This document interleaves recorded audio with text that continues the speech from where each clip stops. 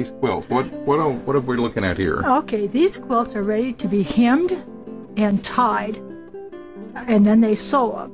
When I talk about hemming, they fold the edges over.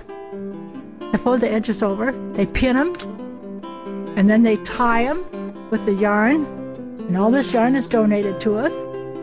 When they sew these, then they're ready to go to the mission. These here just have the filler in them. What mission are they going to now? Hidalgo, Hidalgo. And what do they do with them? They give them to the Mexicans who come across the border. They come over and some of them help clean the grounds, clean the buildings. There's a certain criteria that they have to follow to get a blanket. Now, are these are Mexican nationals? They come across the border to get materials and then take it home. Yes, yeah. And they also get food at this time too. They get a bag of groceries.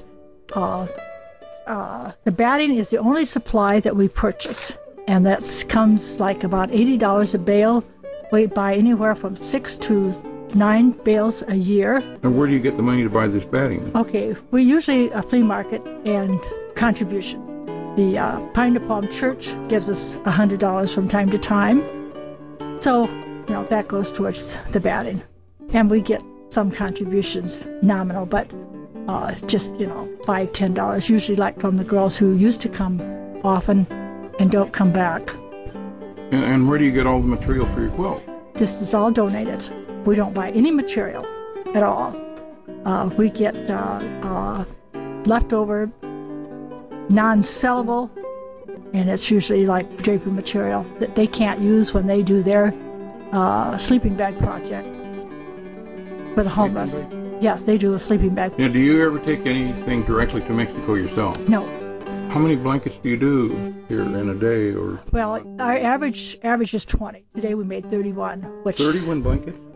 So that's 2 hours once a week, and we've made over 12,000, probably 12,500. And how long? 35 years. 35 years. Yeah.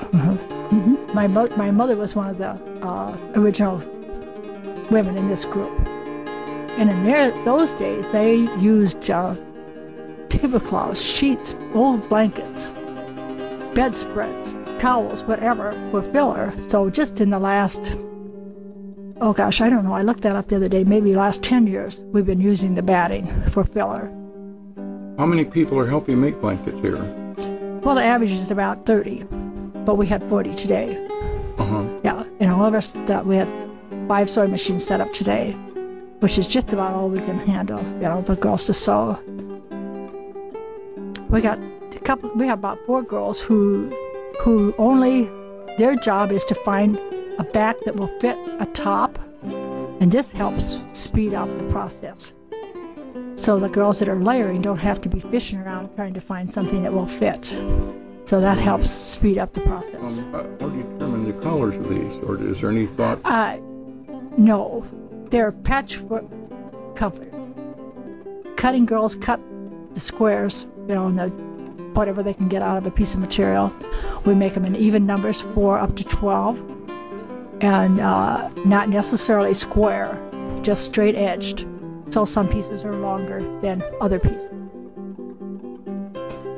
The only color coordinating that goes on is people who take the material home, the cut pieces home, and then they can, they spend the time to, match up colors and that kind of thing. But for the most part, we're just patched, like Jacob's coats. Yeah.